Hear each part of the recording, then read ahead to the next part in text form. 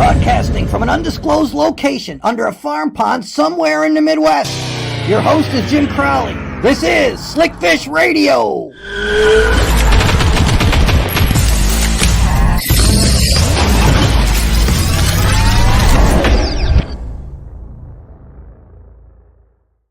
Hello, everybody. Welcome to another edition of Slickfish Radio. So glad to have you all back here tonight. And please chime in whenever you want. Questions, comments, whatever you want. The only thing we can't predict here is the weather. And the weather's bad in Florida right now, or there's another storm brewing. But Bernie Schultz, our guest, is going to join us here in just a couple minutes. Want to thank Jeff Simpson again for joining us last week. That was great having Jeff on. He's been a friend of mine for a long time, and I've known Bernie for a long time too, and I'm glad I get to run into him every year at ICAST, and he's always a pleasure to talk to. And we're going to talk about some new stuff in the industry, just some stuff that's been going on with him. He's got his hands in just about everything. I mean, from great illustrations throughout the years to lure design to numerous tournaments under his belt.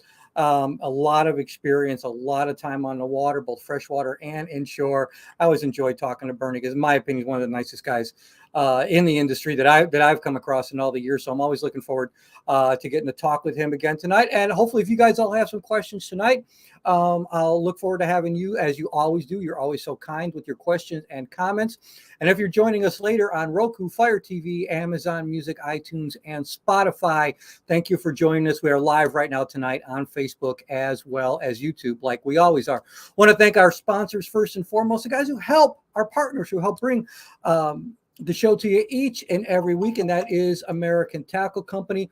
A lot of great things happen at American Tackle right now with Foundation Outdoor Group, purchasing them. There's going to be some more things we're going to be talking about in the future with them, just some great things.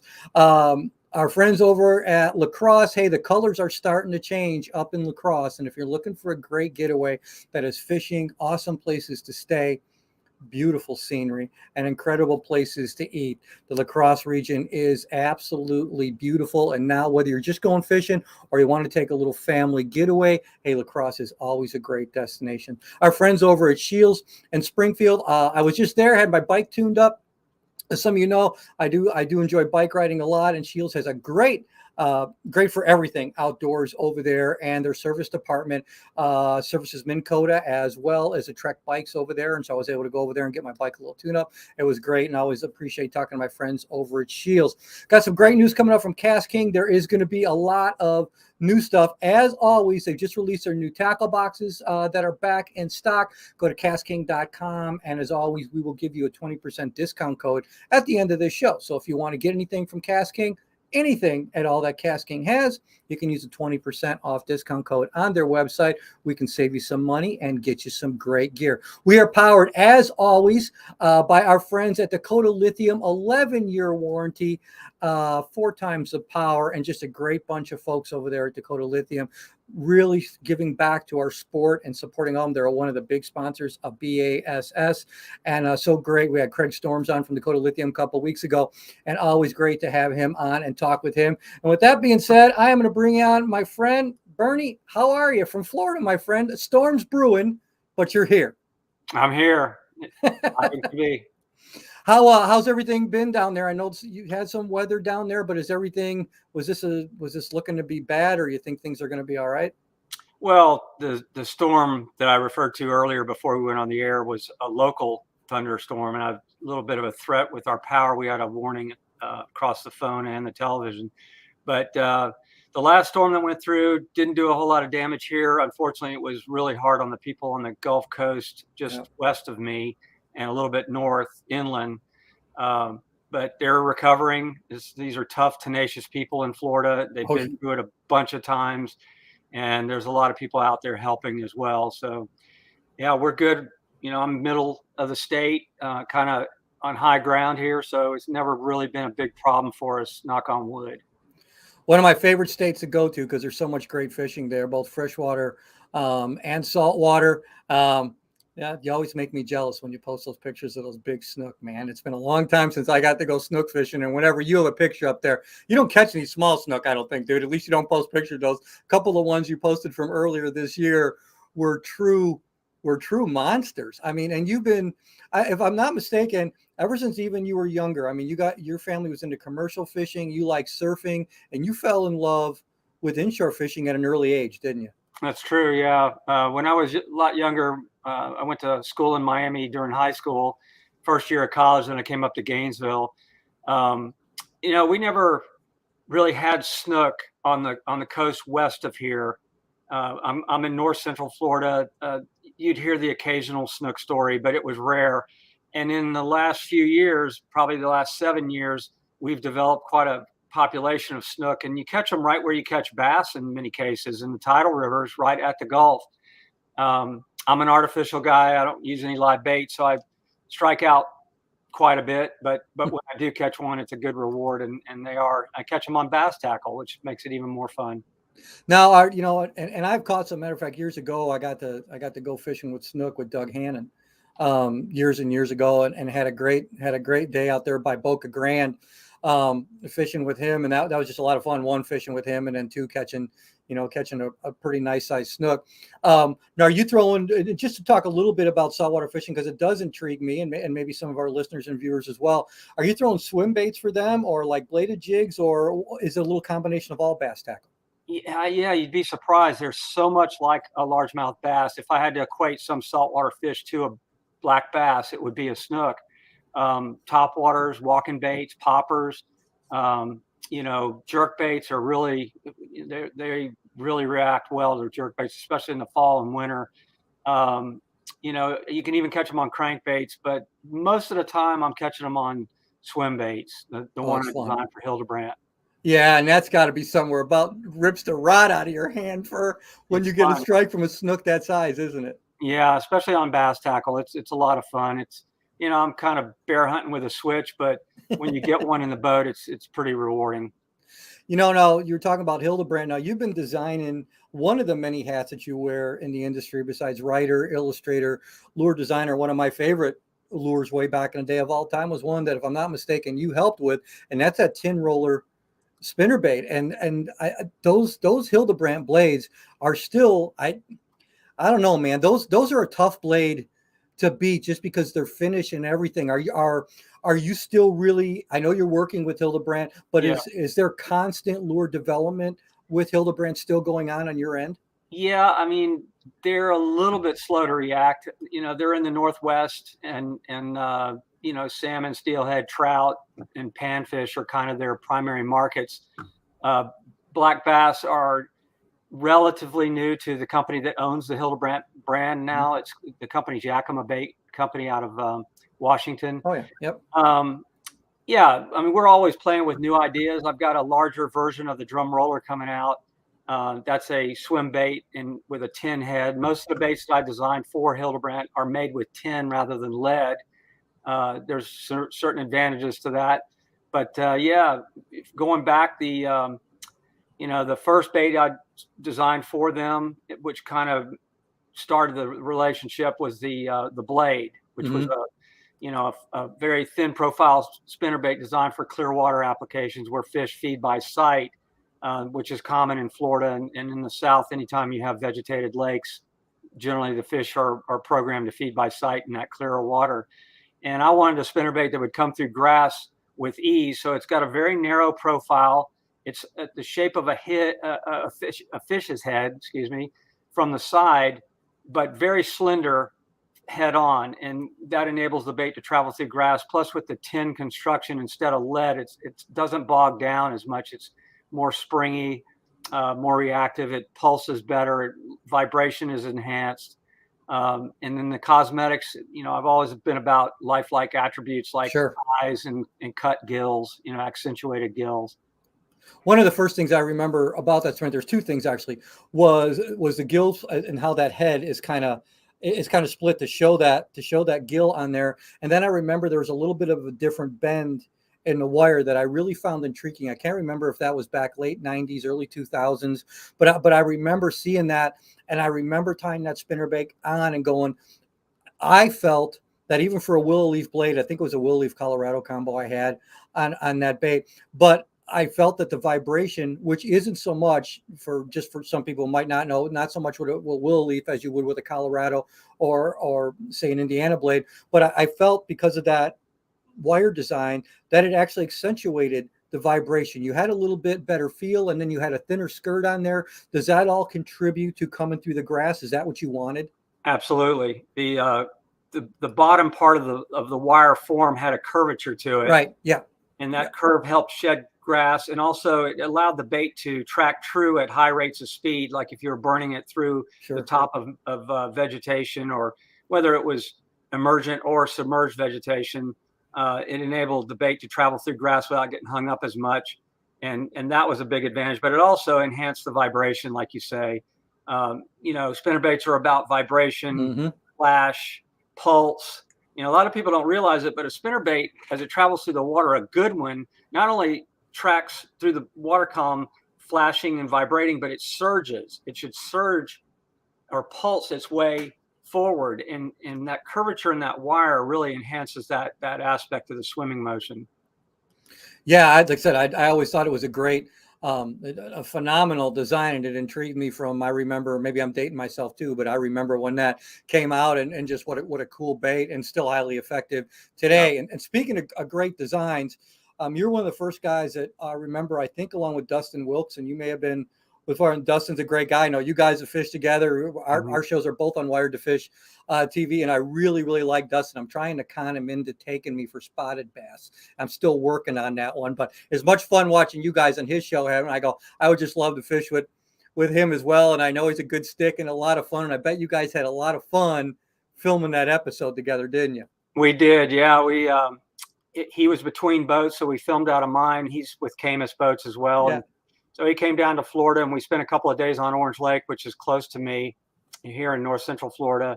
And it was fun. We didn't catch any giants, but we did catch a lot of quality fish. And we used a variety of lures, topwaters, speed worm type.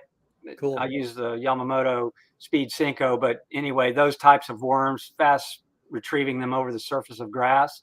It was a lot of fun, and he's fun to fish with. He's an excellent angler, really, really good. Yeah, and what I was gonna get at is I remember, I think I saw the Camus first. I think following you is where I saw it. I mean, it's not. I'm thinking to myself, there's going to be another killer Earl Bentz design, right there. That's going to be a good one. And how is that platform? I'm a boat geek.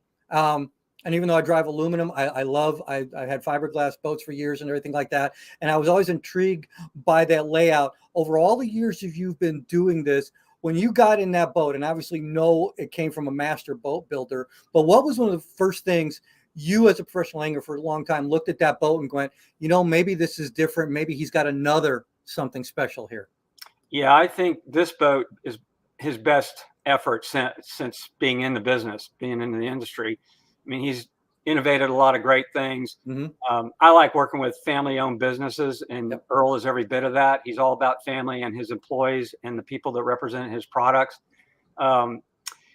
What really grabbed me, I went and did a plant tour, and they build those boats by hand. They're all hand laid, and there's a whole big crew on each mold, one at a time. It's not like one or two guys. There can be as many as a dozen guys laying glass on one mold. Wow. At a time, and the attention to detail is so good. They're kind of like, checking each other's work as they go, and the quality is unmatched in my opinion. As far as the characteristics of the boat, huge platform, big wide open deck, very stable, probably the most stable platform I've been on. Great rough water boat. It bridges water. I run the 21 CX Pro, which is it's the biggest bass boat they build, and it bridges water really well, especially like on the Great Lakes or Okeechobee, bigger lakes when they get rough. You want the length of that boat. The boat's light on its feet, though. It gets up and runs really good. I'm not a speed demon like I was when I was younger, so I don't worry about that. But the boat is very fast. I run it with a 250 Pro XS Mercury, and it'll scoot. Yeah, I noticed one thing about what, seeing your boat when you were fishing out of it as the season was going on, and then watching Dustin on his show. Yeah, it looked like you could land small aircraft on there. I mean, there was plenty of room, Yeah. on there for a boat, which leads me to another thing I want to talk about because at the Classic, I ran into you down there at the Classic, and that was when Power Pole released their new trolling motor. Now, you're going to need something powerful, obviously, to move the front of that aircraft carrier around.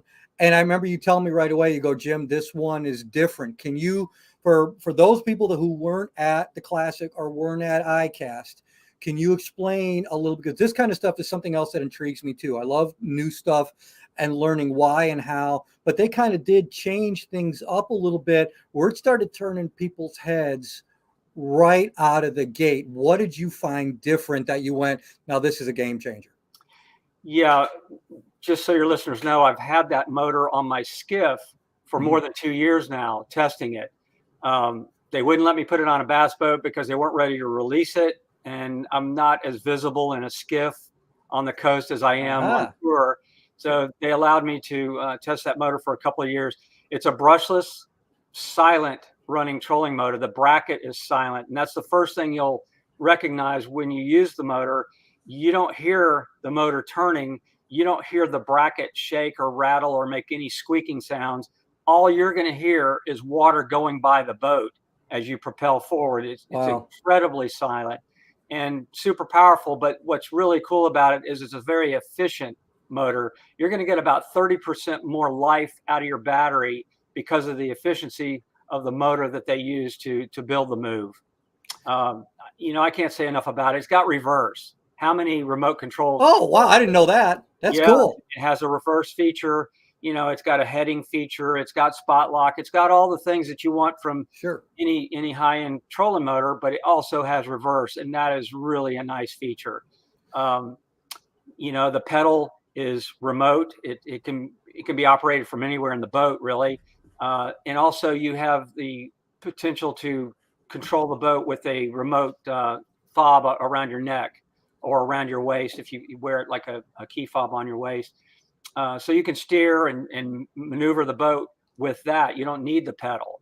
And that's basically how I operate my skiff. I don't use a pedal on the deck of my skiff like I would on my bass boat. But it's not the cheapest trolling motor, but it's a lifetime product. And it's so well built, so well engineered. And then, as you well know, they're the best in customer service. If there's ever an issue, it's fixed overnight. They're going to get a part to you or get you back on the water one way or the other as quickly as possible. And it's the best company I worked for. When the Charge It system came out, when they had that, I know there was a lot around there, and all I heard right from the get-go was good, positive reviews. And I had heard that their customer service is absolutely phenomenal, which makes it easier as a representative. And maybe some people don't realize that when, we're both fortunate to work with some very, very good companies. I'm like you. There are some of the smaller companies I work with. I love the ones that have family involved. And you build those relationships, and anybody who's been in the industry as long as you have, that too. And what some people may not understand is we work really hard to build those relationships. And yes, it's business, but after a while, it becomes more than business. Absolutely. You want to do good for these companies that have put faith in you because you want to see them succeed. And when you can be part of something that everybody likes, for crying out loud, that makes our job a lot easier. Like, you're already seeing what we're seeing. Yeah. And it's easy, and it's easier and a lot more enjoyable for you to represent a company like that when you know that they've got their back as well as the customers, doesn't it? Yeah, absolutely. I would encourage your listeners to Google bassmaster.com, and then the article that I wrote, it was the story of Power Pole, basically how John Oliverio started the business. And it's an intriguing story. The guy created a culture, not just a product, but a culture around himself. The people that work for him are extremely loyal. He promotes people from within the building. He doesn't go out looking for somebody to take somebody else's role.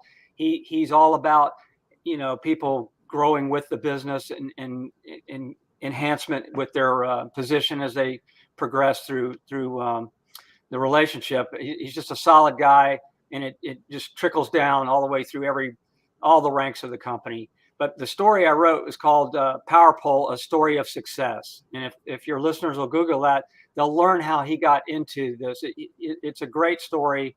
I can't say enough about him. He's just a solid guy. The people around him are just like him. It's just a great company to work with. That's awesome. We're going to take a break, about a 2.5 minute break, like we do on every episode. And we come back, I want to talk a little bit about your season, talk a little bit about next year's schedule, which shaped up to, looks like that could be a lot of fun. And we'll get into a couple other things. Before we go for break, though, I do want to show you that I did bring something here. Part of my very, very small collection, nowhere near as extravagant or as knowledgeable as yours, but a lure that I fished with as a kid, as a creek chub, obviously. And I saw one of these on your site, and I'm like, you know what? I'm taking that off the studio wall, and I'm just going to show, because Bernie's here, I'm bringing out some cool old lures, and maybe we can talk a little bit about that when we get back as well. How's that sound? Sounds real good. All right. Hey, everybody, we're going to be back in 2.5 minutes. American Tackle is home to the award-winning microwave line control system. Rod blanks to reel seats, ferrules to finish, grips to guides. They're committed to the very best in rod building components. Find out more, americantackle.us. With fishing beyond your expectations, indoor and outdoor activities, a vast variety of places to eat, drink, and stay. Discover your next adventure between the bluffs. ExploreLaCrosse.com. Located in Springfield, Illinois' largest selection of sports and sportswear, hunting, fishing, specialty shops and services, a 65-foot Ferris wheel, 16,000-gallon saltwater aquarium, and industry-leading knowledgeable employees. You don't take chances at Shields, ever. Go to Shields.com. Achieving affordable innovation through novel concepts and in-house ingenious designs. Cascading cost-effective e-commerce practices directly market to consumers, cutting costs by 30% or more on average. Affordable innovation, superior quality. Casking.com. Believing quality is measured by lifespan and harnessing their unique chemistry and engineering know-how. Dakota Lithium lasts 4 times longer, powering your passion with an 11-year warranty. Find out more, DakotaLithium.com. Slick Fish Radio with Jim Crowley can be seen and heard on Roku, Fire TV, Spotify, Amazon Music, and iTunes. There we go. Come here. Get in here. Yeah. Nice fish right there. Hi, I'm Jim Crowley. Make sure you catch my show, Jim Crowley Outdoors, Monday to Friday, 2 p.m. Pacific Standard Time and 4 p.m. Central Standard Time, exclusively on Wired to Fish TV. Look for Jim Crowley Outdoors on Wired to Fish TV on free ad-supported streaming TV, including Plex, that can be downloaded in the App Store at Apple TV, Roku, Samsung, and others. We are back. My guest, BASS Elite Angler Bernie Schultz. Bernie, thanks again for joining us. Sure appreciate you taking your time. I know you're a busy guy. And talking about that, your season was good. You're having a pretty good season this year, and then you had to step out of the last one because you had some good momentum going, and then you had some bicep surgery. But the first part of the year was pretty. You were having a good season. How was it all going for you up until that point? Yeah, I mean, I had some great days, and then I had a few bombs mixed in, so it kind of was averaging out. I was in contention for the Classic. We just had the Detroit tournament, and I drove my rig to New York, to Syracuse, and left it to come home for the break before returning for the last 2 events, Champlain and the St. Lawrence River. And I had an accident at home, tore my bicep loose at the elbow, had to have reparative surgery, and just kind of killed the whole momentum of the season.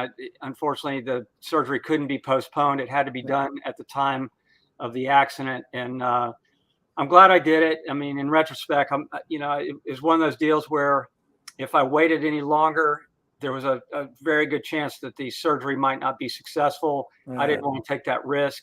So my surgeon and I scheduled the operation right away, got that done, and then went to New York to retrieve my rig a couple of weeks later and did a little commentary at the last event on the St. Lawrence.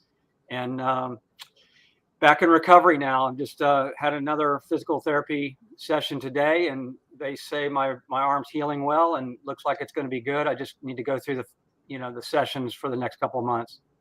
Well, that's good. And obviously we're wishing you a quicker recovery. Like you said, you just got to talk to your doctor to get them a little bit more to your side of thinking. That's all. Maybe take them out to dinner or get them an extra beer or something. Taking fishing.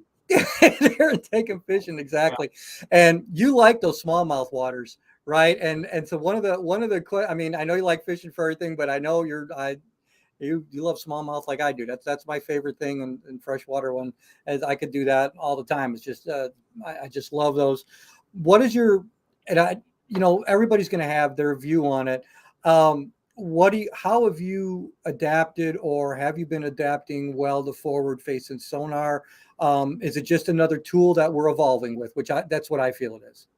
Yeah. I mean, electronics are evolving so fast. It's crazy. It's hard to keep up. It's like iPhones. There's a new one every year, and you better, to take advantage of all the features, you kind of have to stay with the flow of all that. But basically, it's another tool. Mm-hmm. I'm not super proficient at it. I have done well in tournaments using it. I think there might be a little excessive application for forward-facing sonar, and when it gets to the point where guys are putting 5 transducers on a boat, I take issue with that. I think it should be restricted to one transducer, and it can be the make of your choice, whether it's 360 or Lowrance's version or what I run, which is the Garmin Panoptics. I think you should be restricted to one transducer at the bow and limit it to that. That's where I'm at on the subject. Whether they do that or restrict it even further or not at all, time will tell. But it's just another tool. Yep. It helps you find the fish.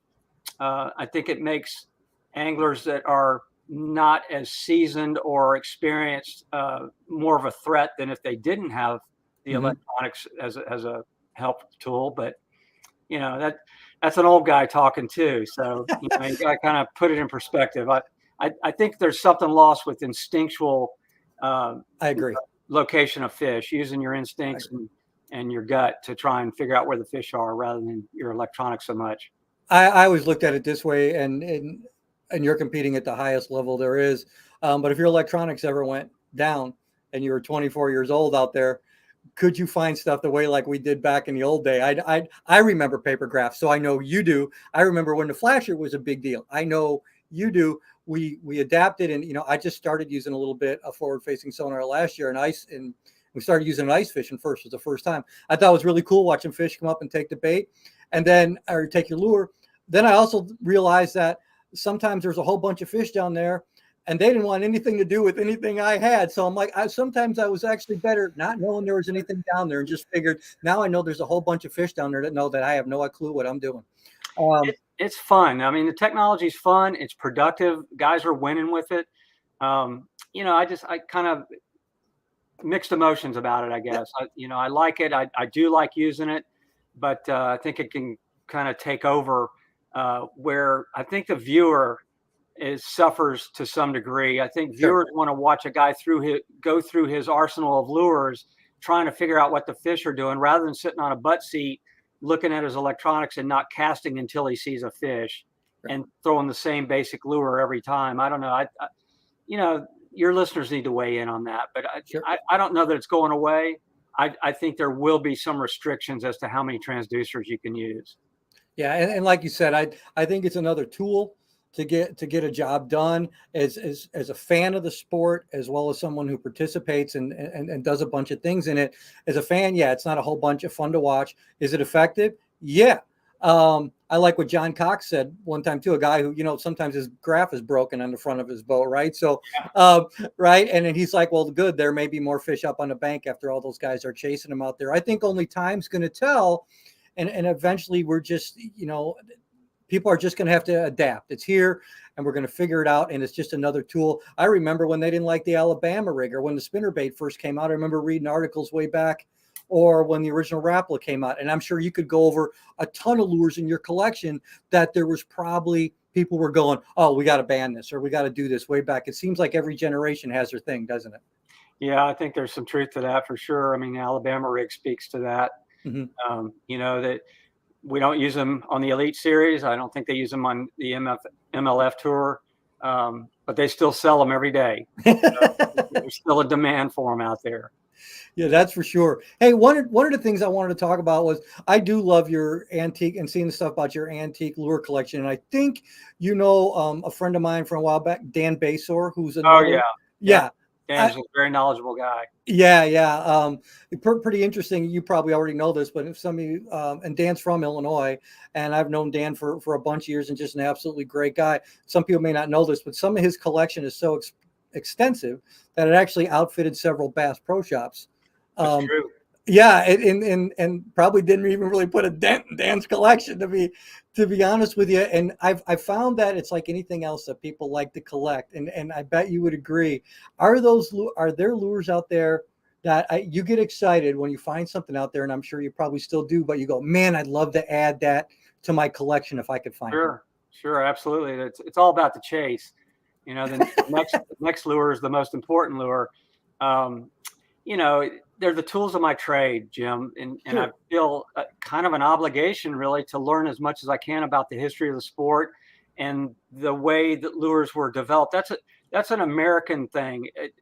Sure. Lures as we know them today were developed in our culture, not in Europe, not in Asia. It's an American phenomena. The plug as you know it today was actually started in America. The bass casting reels were made by watchmakers in Kentucky, the first ones, because they understood gearing. So there's so much history around, especially the bass fishing sector of the sport. So much development occurred in our culture pertinent to black bass because we had black bass and they didn't exist in Europe or Asia. They do now, but they've been introduced over there. But that's kind of the draw for me. And plus the design aspects, because of my background in art, I just have an affection for how lures were designed and put together, the paint schemes, the materials they used. I mean, I would recommend anybody listening to get more involved with early lures and see how they evolved. A lot of people think that the hollow-bodied frog started in the last 20 years. The first hollow-bodied frog was patented in 1895. Wow. True story. And it looks just very much like a real frog.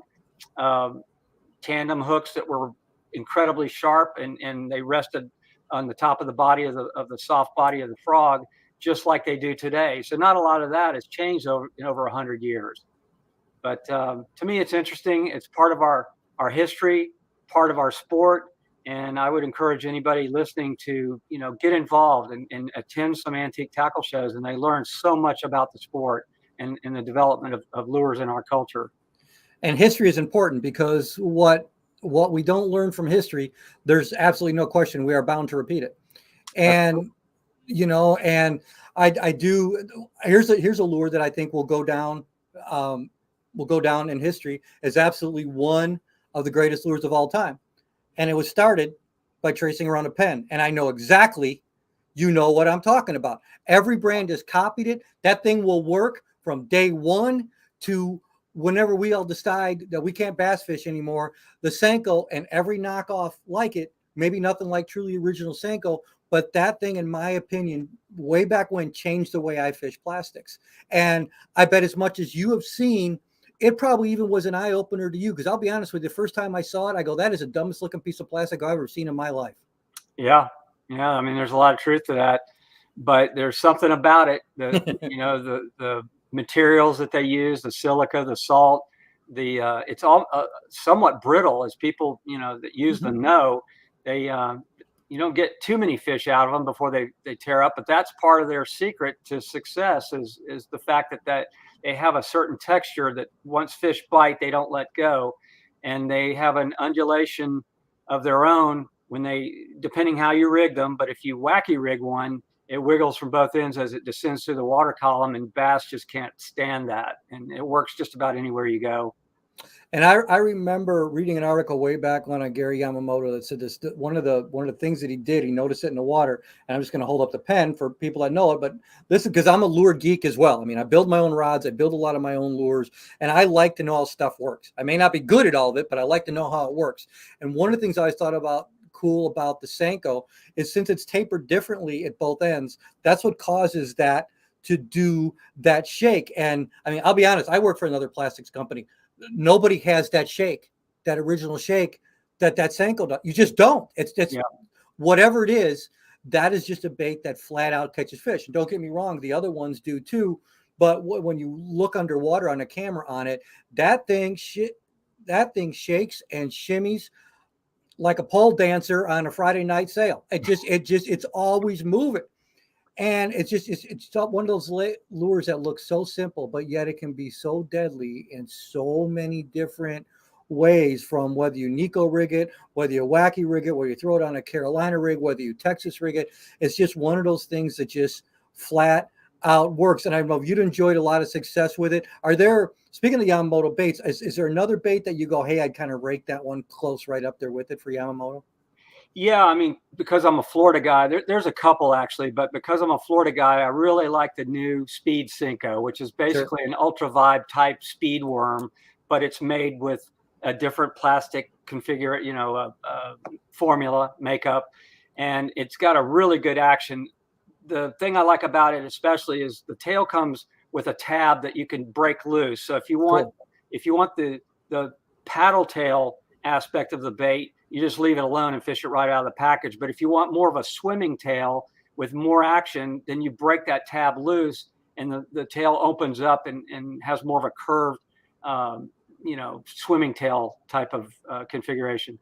The other bait I like a lot is the Fat Baby Craw. Not many people are even aware that that's in the product line, but the Fat Baby Craw to me is one of the best punching and flipping baits you can use. It's also very effective as a trailer on a jig or on a like a wobblehead. Mm-hmm. It's a really good bait. I catch a lot of smallmouth with it. I catch big largemouth under matted vegetation with it. I was going to ask you, and you said wobblehead. I was going to say, is that one of the baits you like rolling over rocks for smallmouth? As soon as you said wobble, because I love that. I love a wobblehead, whatever brand it is. I love it. And throwing a crawl like that. So that would be a bait that you would put on the back of that for smallmouth, wouldn't it? Absolutely. Yeah. It's very effective. People should try that. If they haven't, you don't need a skirt. All you need is that little 3.5-inch craw and rig it exposed and just drag that thing across whatever the bottom substrate is, whether it's sand or gravel or rock, whatever. It's pretty enticing. Those wobbleheads I always thought are a good follow-up bait, especially on a sand to rock transition. I like those things, and that little craw that's a good idea. Another great little bait to put on the back there. Hey, before I let you go, and I do appreciate all your time tonight and joining us. The schedule looks like it's shaping up to be pretty good. You guys start in February next year. Do you get more excited about the southern swing or the northern swing, or you have places in both where like, man, I just can't wait to get there? A little of both. I mean, it's a good schedule. It's going to be a little bit challenging. We're actually starting in Texas in February, and the second event is on up on Lake Fork, which is pretty north. When you start thinking about it, for a February event, that could be disastrous weather-wise, or it could be Indian summer. You don't really know what you're going to get until you get there. But normally we start in Florida, then we work our way to Texas. It's reversed this time, and we're going to come back in April to Florida for the Harris Chain and the St. Johns River. So that's going to throw some people off. Normally, guys are programmed for a spawn or a pre-spawn event. In Florida this time, it's going to be a post-spawn event. It could be very challenging. I always get excited about the New York swing or the northern swing. And we have this year or next season, we have Champlain and the St. Lawrence River, and I like both of those. Oh, yeah.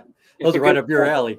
Yeah, those are going to be good. I'm hoping those are going to be very, very good for you. That's I love those smallmouth areas and love watching that competition up there. So that's going to be great. Well, before I let you go, and my friend, I really appreciate you spending all this time with us tonight. And I'm glad we finally got it set up. This was something we had to work on for a while, your schedule, mine, and everything. And I sincerely appreciate your time tonight. Tell people because your articles are always coming out. You've always got great articles and you're putting them out there on social media. But if they just want to find a little bit more, the home of Bernie Schultz, where can they go and find out more? Yeah, they can go to my website, BernieSchultzFishing.com. They can find me on social media. I'm on Instagram and Facebook, Bernie Schultz Fishing. I usually put links to the columns I write for Bassmaster or for Just Fishing in Canada. I also write for Gary Yamamoto's platform. It's called InsideLine.net. You know, go to my website and there's tabs at the bottom of the homepage that'll send you right to those columns, and I'm pretty frequent. I'm a regular contributor to most of those platforms, so I would encourage anybody that's interested in learning technique, or I talk about everything under the sun. I'm sometimes political, sometimes it's fishing, sometimes it's you don't know what it's going to be. So and historically a great illustrator. So you. Always enjoy seeing those. I remember reading those several years back in Bassmaster. It's been a while, yeah. I was just throwing that back out there for you. Well, thanks so much, my friend. I sure do appreciate you joining us tonight. I hope that storm passed by safely, and I'll look forward to talking to you. And hopefully next year have you back on the show. We can talk about some other stuff too. But thanks again for your time. God bless you and continued success and continue being out there and giving it all you got. I love it. Thank you, Jim. I appreciate you and your listeners. What a great guy. I've known Bernie for a while. We just actually, thank you guys. Lee Curtis came on, said another great show. Thank you, Lee. Very nice guy. And several other people that we had tonight, Cal Delta, Dawn Ottman, new viewers to the podcast. I hope you join us back again. And I hope you keep watching. If you don't know much about Slickfish Radio, easiest way to do it is you can like my page, Jim Crowley Outdoors, on Facebook, and you will always be advised of when a new edition. We have another edition of Slickfish Radio coming up next week, and as always, I will tell you all what's going on. We just released the newest episode for Wired to Fish TV, Jim Crowley Outdoors on Wired to Fish TV, which you saw the ad on earlier in the show. That was from La Crosse. I think that just came out last week, and it's up on our YouTube page now as well. And so before I let you all go, I promised you a code here from Cast King. And so if you want to go to Cast King's site, and there is some new stuff coming out, and they just redid some of their website too. A lot of new stuff, some really cool stuff. The iReel, if you haven't seen that. Some of my favorite, the Speed Demon reels and the Mega Jaws and the Mega Jaws Elite, all kinds of just awesome stuff. You want 20% off of everything and some of the new tackle bags and the new tackle boxes that are, go to castking.com, put in a code JC52AFF. You can use that as much as you want, as often as you want, as long as you use it at castking.com, and you always get 20% off. Our friends at American Tackle, you can go to their webpage and go to AmericanTackleAnglerProducts.com, and there's some cool stuff on there too, and put in the code JCO20, and you will be able to get some really, really cool stuff off there. And if I'm not mistaken, in the coming weeks, I'm hoping we got another comment here. Donald Haas, got my hat today. Thanks, Donald. I'm glad you got it. I'm sure it's going to look great on you. And thanks for that. And hope you catch a lot of big fish with that hat, Donald. I really, really do. We may even have another discount code coming. I'm hoping by next week. It's going to be a good one. If this comes through, I'm going to be excited for all of you, because this is going to be pretty cool. And I can't say nothing yet because it's not official, but I am working on it.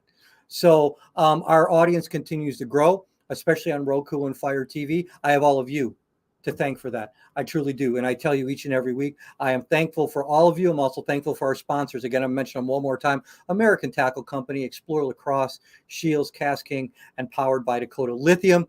If you have some of their products, or if you want to go and check out their places, they support us. Wonderful. Every single one of them on that list has been absolutely a wonderful supporter, and just really, really gives back to the sport that we all enjoy. I thank you so very, very much for all of you watching us tonight, and for all of you tuning in. Like I always say, I could not do this without each and every one of you. You have been very gracious with your time, watching us all the time, and you've been very kind sharing this. And if you want to know more about us, again, you can go to jimcrowleyoutdoors.com. You can see all the information there. You can also follow us on social media, on Facebook and Instagram, and our new updated page on YouTube. So, and if you haven't sick of me yet after all of that, we hope to see you next week again on Slickfish Radio. Have a great rest of the week. God bless you. See you soon.